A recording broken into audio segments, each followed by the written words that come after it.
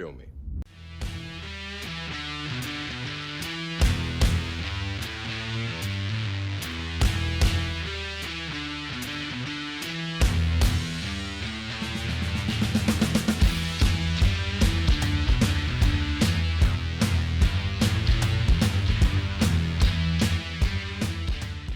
Growing up, I was just one of an entire generation of kids who started their morning before school with a bowl of cereal and a rerun of Power Rangers.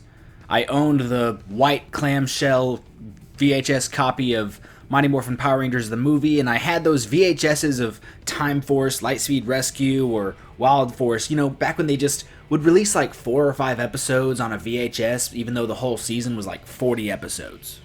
Like many people, my love for martial arts may stem from Power Rangers. The morphed fights were always epic, seeing the Rangers use their powers and the Zords, but some of the best fight scenes came when they were unmorphed, just regular people. Before the Rangers decided it was morphing time, they just got to fight. You got to see the actors do what they do. When martial arts fans talk about Power Rangers, a few names come to mind. The original Red Ranger, Jason Lee Scott, which is really close to Jason Scott Lee. Yoshi Sudarso from Dino Charge. Jason David Frank added an excitement to Power Rangers action as the legendary Green Ranger, then the White Ranger, then the Red Ranger, and then the Red Ranger again, and then the Black Ranger. Mike Chatt is the founder of Extreme Martial Arts, and he brought that style to his fights as the Blue Lightspeed Rescue Ranger.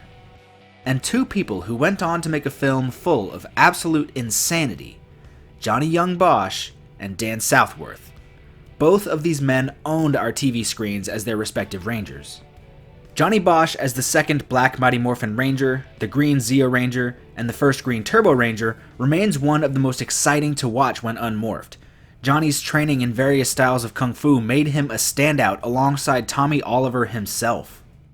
Several years later, Dan Southworth made his mark on Power Rangers Time Force as the Quantum Ranger, a badass anti-hero ranger that rarely ever actually worked alongside the core team. Dan's martial arts skills shined bright, bringing his vast martial arts background of taekwondo, kendo, and judo and more to every fight scene. These two are still two of the most exciting martial artists to ever don the mantle of ranger. If only someone would take guys like these and make an action-packed martial arts film. A good handful of years ago, I was doing as I do. I'm just scrolling through YouTube, just watching fight scenes, watching things I had seen thousands of times because I love them and looking for something new for me to discover. When one day I come across what I can only describe as a pleasant surprise. A film full of fast-paced martial arts by the name of Broken Path. Or Attack of the Yakuza, depending on region and other legal issues, I don't know.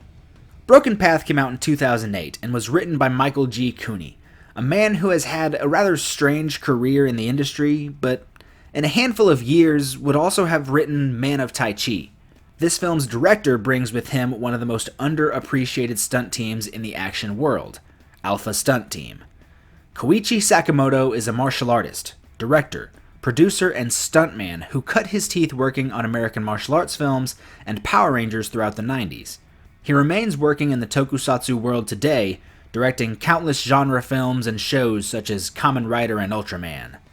But in the early 90s, he was the stunt coordinator on a little film called Guyver Dark Hero.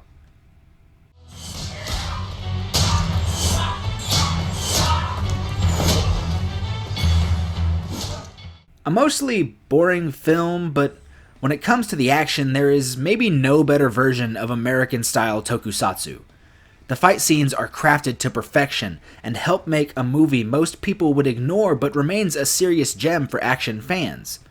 That is the legacy of Alpha Stunt Team. Koichi Sakamoto began directing with Power Rangers Zeo, where he would have began working alongside Johnny Bosch as the Green Ranger. As years passed, he was given more episodes of following seasons, including Time Force, where he got to direct Dan Southworth. In 2002, Sakamoto would direct a film starring Johnny Bosch called Wicked Game, that I sadly have not seen. But after more years and more seasons of Power Rangers, Sakamoto, Johnny Bosch, and Dan Southworth collaborated on Broken Path. I've probably spent enough time talking about the who's who of the film, so what is Broken Path? Broken Path tells the story of Jack Ellis, played by Johnny Young Bosch, a family man living on a peaceful ranch in the middle of nowhere. A simple life for a man with a not-so-simple secret. Jack's real name is Hiroki. In the past, he was a member of an elite group of assassins, a group that has descended upon his home in revenge for his desertion. Now Hiroki must call upon his old skills to defend his home and his family. But he isn't alone. His old friend Yoshi arrives to lend a hand. After so many years away, can even Yoshi still be trusted? So the plot isn't exactly Inception, is it? I mean, it's not just revenge this time like most martial arts movies. I mean, if anything, it's actually kind of reverse revenge. But with movies like these, I mean, we're not really here for the story.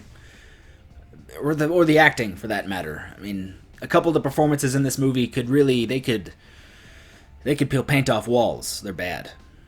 While the movie starts at a snail's pace for the first 15 minutes, when the action begins, it starts with a bang. Bosch's Hiroki lasts as long as he can without revealing his true skills to his wife, defending himself without going full badass. But after seeing his wife in peril, he goes full Vegeta whenever someone lays a hand on Bulma. And then he proceeds to keep that pace for the entire film. That's my...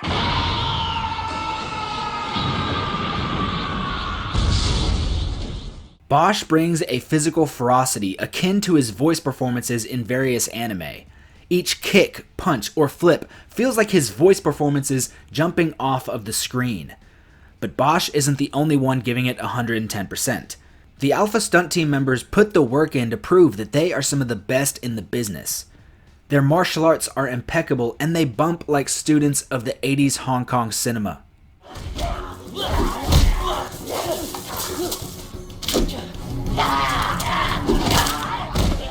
Motoko Nagino stands out as Sakura with her speed and intensity, and for the Power Rangers nerds here, if she looks familiar, well, that's because she's the pink A-Squad member in Power Rangers SPD. Those traitorous bastards. The film constantly evolves in its action, finding more ways to change the dynamic in every fight.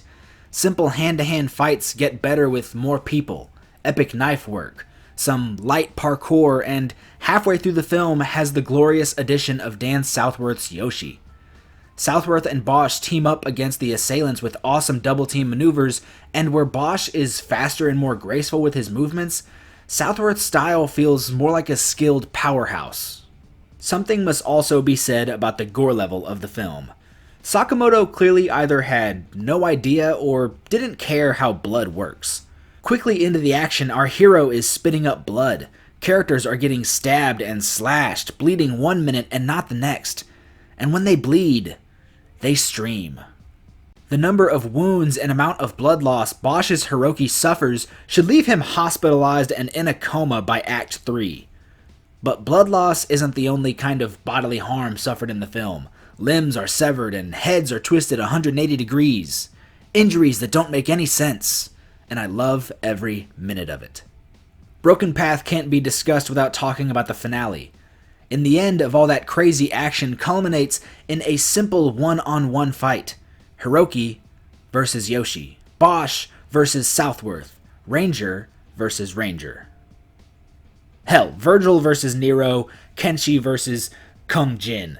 Seriously, there are so many reasons for nerds to love this fight. This was the fight scene I came across that fateful day just browsing YouTube. I clicked for 2 of my favorite Power Rangers, but I stayed because it was just so good. The first time I saw it, I saw so many elements of great fight scenes packed into one. I saw Ong Bak, I saw BKO and Killzone. I saw something unique in its blend of familiarity and creativity. I felt like I had discovered something special. Broken Path was released during a crazy time for martial arts fans. Thai action blew up all through the decade thanks to Tony Jaa's success. Michael Jai White and Scott Adkins were making their mark with Blood and Bone and Undisputed 2. Ip Man, the defining modern kung fu classic, was released in the same year as Broken Path. Flashpoint came out the year before, and in just a few years, The Raid would redefine the action genre entirely. Because of whatever legal or industry reason, Broken Path never got that big release. Therefore, the recognition. This is a top-tier martial arts film that stands among the rest. Whether you're a serious martial arts fan or you just want one of those low-budget B-movie oddities, you're going to love Broken Path. And if you like it, you need to show your friends. 14 years later, Broken Path, or Attack of the Yakuza, remains a martial arts gem for people to discover. Like Shaolin vs. Lama before it and Dai Fighting to come after, Broken Path stands firm on a shelf of excellence, waiting for you to pick it up and give it a watch. But what are your thoughts on Broken Path or Attack of the Yakuza?